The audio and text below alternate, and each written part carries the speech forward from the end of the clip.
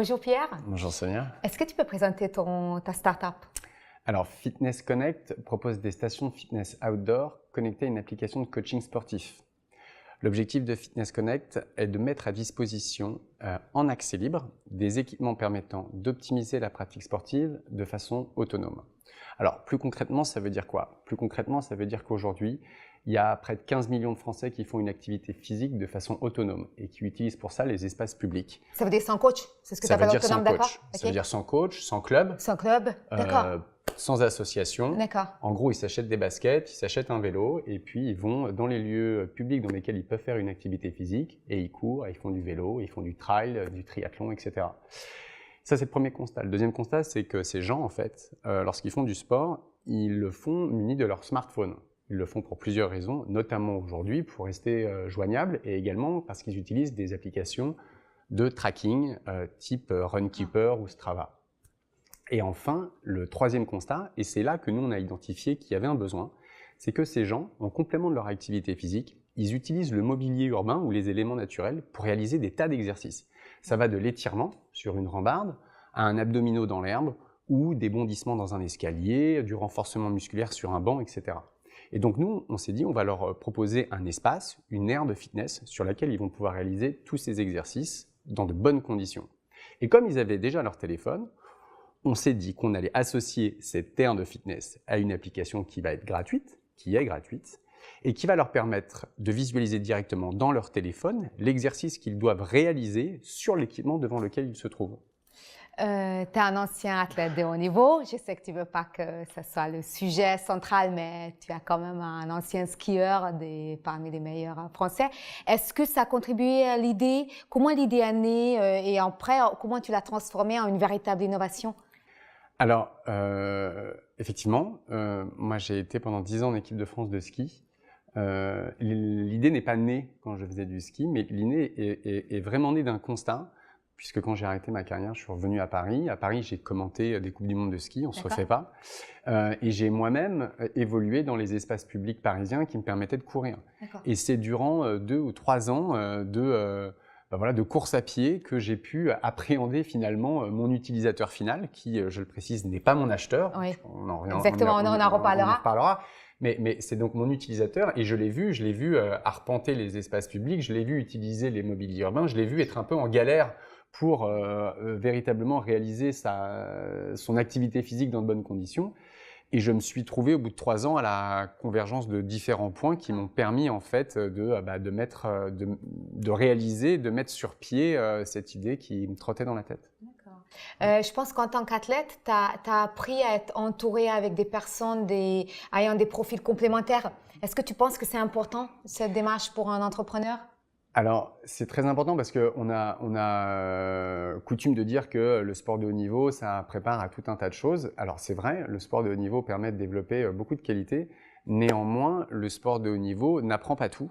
Et je pense aujourd'hui avoir la chance d'être entouré de gens qui ne sont pas forcément issus du sport de haut niveau, mais qui ont fait des études, qui ont un parcours professionnel qui est le leur, qui leur appartient.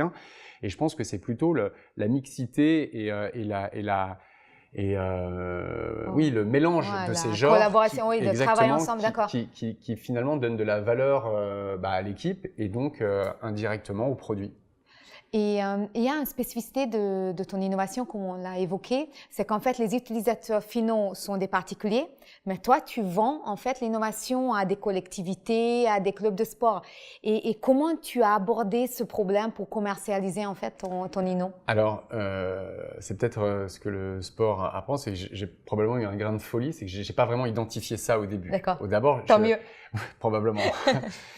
Généralement, quand on parle de collectivité, ça fait peur, ça fait fuir les investisseurs déjà. Alors, les investisseurs ils se disent « Ouh là là, les collectivités, c'est compliqué ». Et ils ont tort. Et ils ont tort parce que ça l'est pas forcément autant qu'on pourrait le croire. Pour une raison assez simple d'ailleurs, c'est qu'une collectivité, elle n'a pas pour vocation à gagner de l'argent. Elle a pour vocation à améliorer le quotidien des gens, à leur apporter des services. Alors, elle le fait dans la mesure de ses moyens. C'est là que le bas blesse, c'est-à-dire que de temps en temps, ses moyens sont limités. Néanmoins, elle n'a pas toujours un œil rivé, comme peut l'avoir une entreprise, sur la rentabilité. Et une entreprise, certes, elle a compris qu'il fallait que ses salariés soient en bonnes conditions physiques pour être productifs. Alors, on ne va pas dire comme ça, on va dire qu'ils soient bien en entreprise, comme Facebook. Néanmoins, quand il s'agit de leur apporter des services, elle compte. La collectivité, elle n'a pas le même raisonnement. Ça ne veut pas dire qu'elle ne compte pas, ça veut dire qu'elle est plus à vocation de service sans rentabilité. Donc, c'est un peu différent. Maintenant, pour répondre à ta question, c'est vrai qu'effectivement, mes acheteurs ne sont pas mes utilisateurs. Mais comme je te le disais, ma démarche, elle est vraiment issue d'un constat. Elle est issue d'un constat qui… Tu réponds à un vrai besoin, en fait. Exactement. Et finalement, je suis allé le vendre auprès des collectivités en leur expliquant ce constat, en leur expliquant ce besoin. Et c'est d'ailleurs, je pense, une étude assez intéressante à faire, puisque je pense véritablement qu'un produit a beaucoup plus de valeur quand on l'explique, ou en tout cas quand on le vend dans son univers, dans l'écosystème dans lequel il apporte une valeur ajoutée, plutôt que dans la technicité du produit. Et en fait, c'est ce que je suis allé faire auprès des collectivités. Je suis allé leur dire, bah voilà, vous avez des usagers, vous avez des sportifs, vous avez des administrés qui utilisent les espaces publics pour courir et à qui il manque des infrastructures, puisque vous l'avez vous-même déjà constaté, ils sont sur les rambardes, dans les escaliers, comme je l'ai dit. Donc finalement, je venais proposer une réponse à un constat qu'eux-mêmes avaient déjà fait. D'accord. Et pour terminer, finalement, quel conseil donneras-tu à quelqu'un qui veut lancer son start-up dans le domaine du sport ou ailleurs? Il y a beaucoup de conseils. Je ne sais pas si je suis la meilleure. 2-3 conseils. J'aimerais te dire, on va attendre que ma start-up cartonne pour revenir en disant j'ai plein de conseils à donner. Mais je pense qu'il faut… alors, un ancien entrepreneur qui est plus jeune que moi et qui a déjà revendu et qui a fait le tour du monde, donc ça veut dire si c'est bien passé, m'a dit 5 choses que je trouve très justes. Il m'a dit il faut avoir une bonne idée. Il faut bien la réaliser. Il faut trouver des bons clients. Il faut bien suivre ses clients. Et il faut avoir un peu de chance. Et ça paraît idiot, mais souvent les gens se battent à essayer de trouver des clients, mais c'est peut-être que l'idée n'est pas forcément la plus… Il n'y a pas un vrai besoin. Il n'y a pas un vrai besoin ou elle n'a pas véritablement été appréciée ou appréhendée comme il le faut. Les clients ne sont pas forcément les bons clients. Et puis, si on ne suit pas ses clients, on n'a pas le retour de ses clients, donc on n'a pas la possibilité d'améliorer le produit dans le sens du client. Et puis de la chance parce que voilà, en fonction de ce qu'on appelle le time to market, de temps en temps, on peut être un peu en avance et malheureusement, on ne trouve pas son marché parce que voilà, on est trop en avance. On est trop en avance et les gens sont pas prêts. Exactement. Et puis si on est un peu en retard, généralement en retard, on a bien vu qu'il y en a déjà qui sont sur le marché. Mais donc voilà, donc je pense que c'est rester extrêmement humble, très focus sur des points très simples.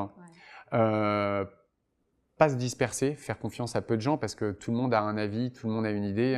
En France, il y a 60 millions d'entraîneurs de football quand il y a un match de foot. Donc, il y a à peu près autant de monde qui peuvent discuter sur l'idée que vous avancez. Donc, je pense se concentrer sur son idée, rester focus, ne pas se disperser et voilà, rester objectif sur quelques points très précis qui peuvent être les piliers de votre société. Merci beaucoup. Je vous en prie.